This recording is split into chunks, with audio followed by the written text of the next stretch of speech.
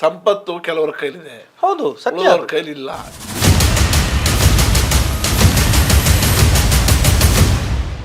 ನಾರಾಯಣ ಮೂರ್ತಿ ಅವರು ದುಡ್ಡು ಮಾಡಿದಾರಲ್ಲ, ಅವ್ರು ಗುಣವಂತರೇ ಅಲ್ಲ.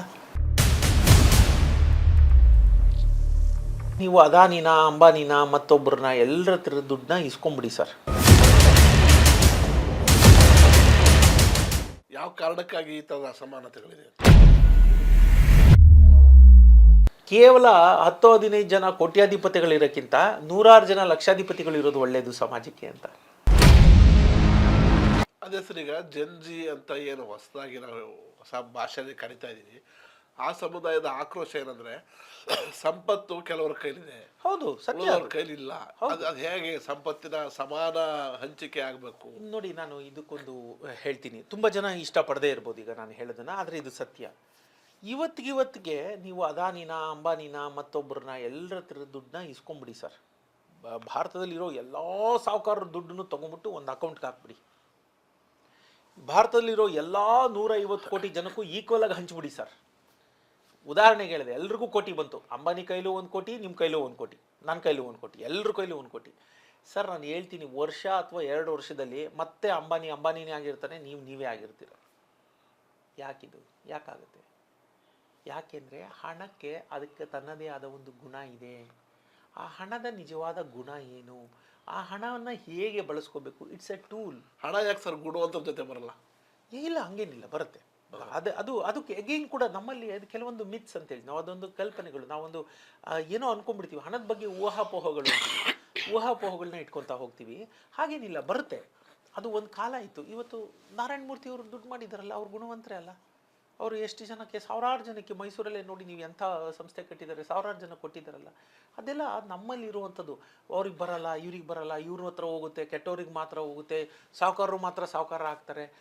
ಇದು ಸುಳ್ಳು. ನಾನು ನಿಮ್ಗೆ ಇನ್ನೊಂದು ಮಹಾಮಂತ್ರ ಹೇಳ್ಬಿಡ್ತೀನಿ, ಜೆನ್ಸಿಗಳಿಗೆ ಹೇಳಿದ್ದು. ನಾನು ಹೇಳಿದ್ನಲ್ಲ, ಇದು ಸುಳ್ಳು, ಇದು ಬಿಟ್ಬಿಡಿ. ಜೆನ್ಸಿಗಳಿಗೆ ನಾನು ಹೇಳೋದು ಇಷ್ಟೇ: ನೇಚರ್ ಈಸ್ ನ್ಯೂಟ್ರಲ್. ಆ ಪ್ರಕೃತಿಗೆ ಮಹೇಂದ್ರ ಅವ್ರು ಯಾರು, ರಂಗಸ್ವಾಮಿ ಅವ್ರು ಯಾರು ಏನು ಗೊತ್ತಿಲ್ಲ. ಅದಕ್ಕೆ ನಾನು ಗಂಡ ಹೆಣ್ಣ ಅಂತ ಗೊತ್ತಿಲ್ಲ, ನನ್ನ ಜಾತಿ ಗೊತ್ತಿಲ್ಲ, ಧರ್ಮ ಗೊತ್ತಿಲ್ಲ, ಕುಲ ಗೊತ್ತಿಲ್ಲ. ಅದು ಗೊತ್ತಾಗೋದು ಒಂದೇ, ನೀನು ಯೋಗ್ಯನಾ ಅಂತ. ನಿಮ್ಮಲ್ಲಿ ಯೋಗ್ಯತೆ ಇದ್ದರೆ ಅದು ನೀವು ಯಶಸ್ಸೇ ಆಯಿತು, ಇನ್ನೊಂದೇ ಆಯಿತು, ನಿಮ್ಮನ್ನು ಹುಡ್ಕೊಂಡು ಬರುತ್ತೆ. ನೀವು ನೋಡಿ ಸರ್, ಎಲ್ಲೋ ಒಂದು ಕಡೆ ಪೂರ್ಣ ಬದ್ಧತೆಯಿಂದ ನಾವು ಮಾಡಿರೋದಿಲ್ಲ. ಯಾಕೆ ಕೈ ಹತ್ತೋದಿಲ್ಲ ಅಂದರೆ, ಆ ಪೂರ್ಣ ಬದ್ಧತೆಯಿಂದ ನಾವು ಆ ಕೆಲಸ ಮಾಡಿರೋದಿಲ್ಲ.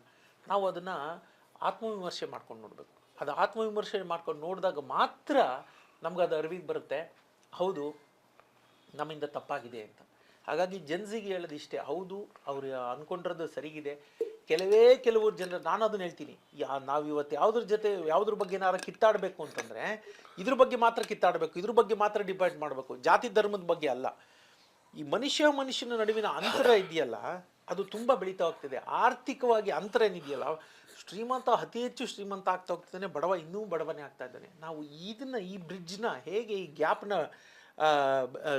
ಕಮ್ಮಿ ಮಾಡಬೇಕು ಅನ್ನೋದನ್ನ ನೋಡಬೇಕೇ ಹೊರತು, ನಾವು ಬೇರೆ ಏನೇನಕ್ಕೋ ಒದ್ದಾಡ್ತೀವಿ, ಬೇರೆ ಏನಕ್ಕೋ ಕಿತ್ತಾಡ್ಕೊಂಡು ಟೈಮ್ ವೇಸ್ಟ್ ಮಾಡ್ತಾ ಇದ್ದೀವಿ. ಜನ್ಸಿ ಹೇಳೋ ಪ್ರಕಾರ ಅವ್ರದ್ದು ಸರಿ ಇದೆ, ಅವ್ರದ್ದು ಅವಕಾಶಗಳು ಇವತ್ತು ಎಲ್ರಿಗೂ ಇದೆ. ಇರಬಾರ್ದು ಒಬ್ಬರ ಕೈಲಿ. ನಾನು ಯಾವಾಗಲೂ ಹೇಳ್ತಿರ್ತೀನಿ, ಕೇವಲ 10-15 ಜನ ಕೋಟ್ಯಾಧಿಪತಿಗಳಿರೋಕ್ಕಿಂತ 100 ಜನ ಲಕ್ಷಾಧಿಪತಿಗಳಿರೋದು ಒಳ್ಳೆಯದು ಸಮಾಜಕ್ಕೆ ಅಂತ. ಅಂದರೆ ಬೇರೆಯವರ ಪ್ರಯತ್ನ ಇಲ್ವಾ? ಯಾವ ಕಾರಣಕ್ಕಾಗಿ ಈ ಥರದ ಅಸಮಾನತೆಗಳಿದೆ?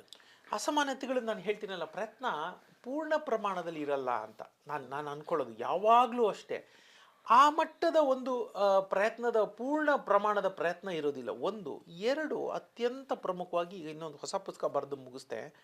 ಆ ಹೊಸ ಪುಸ್ತಕದಲ್ಲಿ ನಾನು ಇದ್ರ ಬಗ್ಗೆ ಉಲ್ಲೇಖ ಮಾಡಿದ್ದೀನಿ. ಅದರದ್ದೊಂದು 2 ಸಾಲುಗಳನ್ನ ಹೇಳ್ಬಿಡ್ತೀನಿ. Flow of information, flow of money ಅಂತ ನಾವು ನೋಡಬೇಕಾದ್ದು, ಅದನ್ನು ನೋಡಬೇಕು. ಯಾವಾಗ ಅಂದರೆ, ಅಡ್ವಾಂಟೇಜ್ ಯಾವಾಗಿರುತ್ತೆ ಮನುಷ್ಯನಿಗೆ ಅಂತಂದರೆ, ನಿಮ್ಮ ಪ್ರಯತ್ನದ ಜೊತೆಗೆ ಫ್ಲೋ ಆಫ್ ಇನ್ಫಾರ್ಮೇಷನ್ ಅಂತೀವಿ. ಈಗ ಒಂದು ವಿಷಯ ಈ ಕಡೆ ಬರುತ್ತೆ. ಈಗ 10 ವರ್ಷದ ಹಿಂದಿಂದು ಸರ್ ನಾನು ಹೇಳ್ತಿರೋದು ಮಾತು.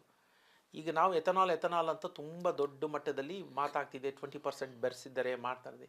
ಇದು ಪ್ರಥಮ ಬಾರಿಗೆ ಟಾಸ್ ಆಗಿದ್ದು 10 ವರ್ಷದ ಹಿಂದೆ. ಹೌದು, ಎಥನಾಲ್ ಮಿಕ್ಸ್ ಮಾಡಬೇಕು, ಇದರಲ್ಲಿ ಹಿಂಗೆ ಮಾಡಬೇಕು ಅಂತ ಪಾಲಿಸಿ ಆಯಿತು, ಇದೆಲ್ಲ ಆಯಿತು. ನೋಡಿ, ಆ ಇನ್ಫಾರ್ಮೇಷನ್ನು ಶುರುವಾಗಿದ್ದು 10 ವರ್ಷದ ಹಿಂದೆ.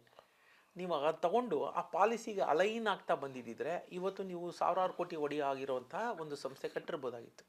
ಈಗ ನಾವು ಗಡ್ಕರಿ ಅವ್ರ ಮಗ ಮಾಡಿಬಿಟ್ಟ, ಗಡ್ಕರಿ ಅಂತ ಆ ಗಡ್ಕರಿ ಅವ್ರ ಬಗ್ಗೆ ಮಾತಾಡ್ತೀವಿ. ಅವ್ರು ಏನು ಮಾಡಿದ್ರು, ಫ್ಲೋ ಆಫ್ ಇನ್ಫಾರ್ಮೇಷನ್ ಚಾರ್ಟು. ಈಗ ನೋಡಿ, ಎಲ್ಲ ಆಗಿ ರೀಲ್ಸಲ್ಲಿ ಬರ್ತದೆ. ಯಾರೋ ನಮ್ಮಂಥವ್ರು ಇನ್ನೊಬ್ಬರು ಯಾರೋ ಕೂತ್ಕೊಂಡು ಮಾತಾಡಿರ್ತಾರೆ, ಹೇಳಿರ್ತಾರೆ, ಅದು ರೀಲ್ಸಲ್ಲಿ ಕಟ್ ಮಾಡಿ 1 ನಿಮಿಷದ್ದು 30 ಸೆಕೆಂಡ್ಸ್ದು ರೀಲ್ಸಲ್ಲಿ ಬರುತ್ತೆ. ಅದು ಇನ್ಫಾರ್ಮೇಷನ್ನೇ. ಅದು ಜನರಿಗೆ ತಿಳಿಯುತ್ತೆ. ಅದು ಇನ್ಫಾರ್ಮೇಷನ್ನ ಕೊನೆ ಹಂತ. ಈಗ ತಗೊಂಡು ನೀವು ಏನು ಮಾಡ್ತೀರಾ? ಇನ್ಫಾರ್ಮೇಷನ್ನ ಕೇಳಿದ್ರಿ, ಯು ಕನ್ಸ್ಯೂಮ್. ಈಗ ನಾನೇನೋ ಮಾತಾಡಿದೆ, ನೀವು ಅದನ್ನು ತಗೊಂಡ್ರಿ, ಜನ ಕೇಳಿದ್ರು, ಅದರಿಂದ ಲಾಭ ಆಯಿತಾ? You consumed it. ನೀವು ಅದನ್ನು ಕೇಳಿದ್ರಿ ಅಷ್ಟೇ. ಕೇಳಿದ್ರಿಂದ ಅದನ್ನು ಪಡ್ಕೊಂಡ್ರಿ, ಒಂದು ಇನ್ಫಾರ್ಮೇಷನ್ ಸಿಕ್ತಷ್ಟೇ. ಅದರಿಂದ ನೀವು ಲಾಭ ಪಡ್ಕೊಂಡ್ರ? ಇಲ್ಲ. ಅದಕ್ಕೆ ಮನುಷ್ಯ ಯಾಕೆ ಬಡವಾಗೇ ಉಳ್ಕೋತಾನೆ, ಯಾಕೆ ಸಾಹುಕಾರ ಆಗ್ತಾನೆ ಹೋಗ್ತಾನೆ ಅನ್ನೋದಕ್ಕೆ 2 ಅತ್ಯಂತ ಪ್ರಮುಖ ಕಾರಣಗಳಿದೆ ಮಹೇಂದ್ರ ಅವರೇ. ಇದನ್ನು ವೀಕ್ಷಕರು ಅಷ್ಟೇ ಗಮನ ಇಟ್ಟು ಕೇಳಿ. ಸುಮ್ಮನೆ ಏನೋ ಕೇಳಿ ಬಿಟ್ಟರೆ ಪ್ರಯೋಜನ ಇಲ್ಲ. Flow of information, flow of money. ಹಣ ಮತ್ತು ಇನ್ಫಾರ್ಮೇಷನ್, 2 ಮಾಹಿತಿ ಹರಿದು ಬರೋದಕ್ಕೆ ಒಂದು ಫ್ಲೋ ಚಾರ್ಟ್ ಇರ್ತದೆ. ಆ ಫ್ಲೋ ಚಾರ್ಟಿನ ಯಾವ ಹಂತದಲ್ಲಿ ಅದನ್ನು ನೀವು ಕನ್ಸ್ಯೂಮ್ ಮಾಡ್ತಾ ಇದ್ದೀರಾ, ಯಾವ ಹಂತದಲ್ಲಿ ಅದ್ರ ಮೇಲೆ ಹಿಡಿತ ಸಾಧಿಸ್ತಾ ಇದ್ದೀರಾ, ಅದ್ರ ಮೇಲೆ ನೀವು ಯಾರು ಅನ್ನೋದು ನಿರ್ಧಾರ ಆಗ್ತಾ ಹೋಗ್ತದೆ. ಈಗ 10 ವರ್ಷದ ಮುಂಚೆನೇ ಎಥನಾಲ್ ಬಗ್ಗೆ ಇತ್ತು, ನನಗೆ ಗೊತ್ತಿತ್ತು. ಆದರೆ ನಾನು ಬಿಸ್ನೆಸ್ ಮನ್ ಅಲ್ಲ, ಆ ಥರ ಬಿಸ್ನೆಸ್ ಅಲ್ಲ ನನ್ನದಲ್ಲ, ನಾನೇನು ಮಾಡಲಿಲ್ಲ. Information is wasted. ನನಗೆ ಗೊತ್ತಾ, ಏನು ಪ್ರಯೋಜನ? 10 ವರ್ಷದಿಂದಲೇ ನನಗೆ ಗೊತ್ತಿತ್ತು, ನಾನು ಅದ್ರ ಮೇಲೆ ಆ್ಯಕ್ಟ್ ಮಾಡೋದನ್ನ, ನಾನೇನನ್ನು ಶುರು ಮಾಡೋದನ್ನ. ಇವಾಗ ನಾನೇನು ಹಂಗಿತ್ತು ಹಿಂಗಿತ್ತು ನನಗೆ ಗೊತ್ತಿತ್ತು ಅಂತ. ನಿನಗೆ ಗೊತ್ತಿದ್ರೆ ನಾನು ಏನಪ್ಪ ಮಾಡಲಿ? ಬಳಕೆ ಮಾಡ್ಕೊಂಡಿಲ್ಲ. ಎಕ್ಸಾಕ್ಟ್ಲಿ, ರಿಸಲ್ಟ್ ಅಷ್ಟೇ. ಇವತ್ತು ನಮ್ಮ ಸಮಾಜ ಹೆಂಗಿದ್ರೆ ಫಲಿತಾಂಶ ಮಾತ್ರ ಕಣ್ಣಿಗೆ ಕಾಣುತ್ತೆ ಮಹೇಂದ್ರ ಅವರೇ.